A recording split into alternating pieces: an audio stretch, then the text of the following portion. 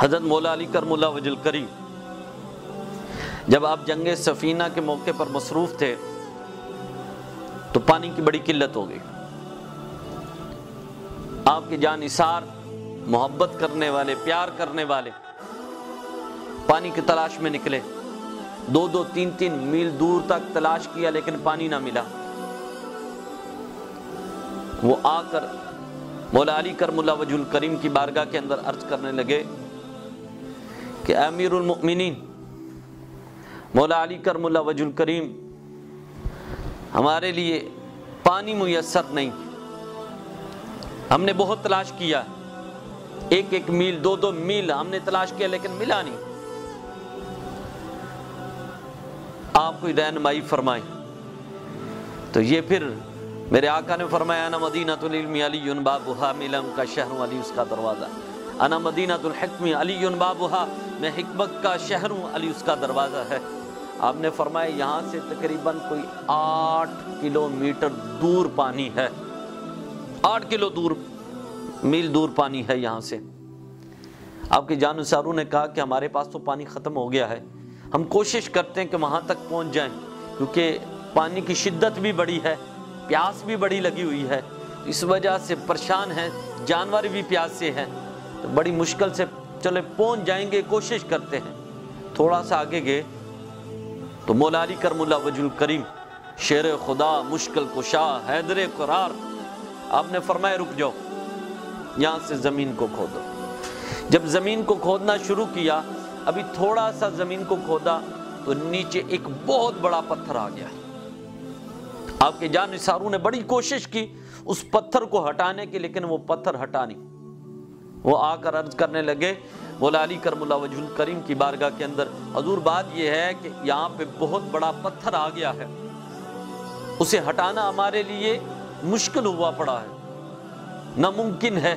ہم نے بڑی کوشش کر لی ہے لیکن وہ ہٹنے کا نام نہیں لیتا. مولا علی کرم اللہ وجہ الکریم آگے بڑھے اور ایسے آپ نے کیا کیا کہ ایسے اپنے آستینے اوپر نکالے، ایسے کپڑا فولڈ کیا، ایسے کر کے تو آپ نے کیا کیا، اپنی انگلیاں اس پتھر کے نیچے لگائیں اور زور سے ایک ہی جھٹکے کے ساتھ اس پتھر کو اکھیڑ کر ادھر پھینک دیا. وہ دیکھ کر حیران ہو گئے سارے، اور اس میں سے بڑا عمدہ پانی نکلا جو ٹھنڈا بھی تھا، میٹھا بھی تھا. آتا یہ کہ آپ کے جتنے جانثار وہاں پہ موجود تھے انہوں نے خوب سیراب ہو کر پی بھی لیا اور اپنے مشکیزیں بھی بھر لی ہے.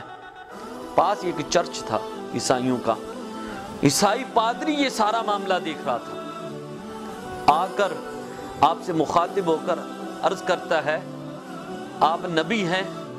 آپ نے فرمایا نہیں میں نبی نہیں ہوں. تو پھر آپ کون ہیں؟ آپ نے فرمایا میں نبی کا داماد علی ہوں، میں نبی کا داماد علی ہوں. تو وہ پادری کہنے لگا پھر مجھے کلمہ پڑھائیں اور مسلمان کریں. آپ نے اسے کلمہ پڑھایا اور مسلمان کیا. تو آپ نے اس سے مخاطب ہو کر پوچھا کہ اس سے قبل تو اپنے دین پر قائم تھا، آج تو نے اپنا دین چھوڑ کر دین اسلام میں کیوں شامل ہوا؟ اس کی وجہ کیا کیا تم نے دیکھا تھا؟ اس نے کہا کہ میں نے اپنی کتاب میں پڑھ رکھا ہے کہ اس مقام سے جو پانی نکالے گا یا وہ نبی ہوگا یا نبی کا داماد علی ہوگا، نبی ہوگا یا نبی کا داماد علی ہوگا، میں نے اپنی کتاب میں پڑھا ہے. تو جب یہ بات سنی مولا علی کرم اللہ وجہ الکریم میں تو آپ کی آنکھوں سے آنسو چھما چھم بارش شروع ہو گئی. انہوں نے فرمایا اللہ اکبر، یا اللہ تیری شان کہ تو نے میرا ذکر پہلی کتابوں میں فرمایا ہے. اللہ اکبر، اللہ نے اپنے محبوب کے داماد مولا علی شیر خدا مشکل کشا کا ذکر پہلی کتابوں میں بھی فرمایا. تو مولا علی کی شان وراء الورا ہے، اسد اللہ یعنی اللہ کا شیر. اللہ اکبر، مولا علی جیسا دنیا کائنات کے اندر کوئی نہیں.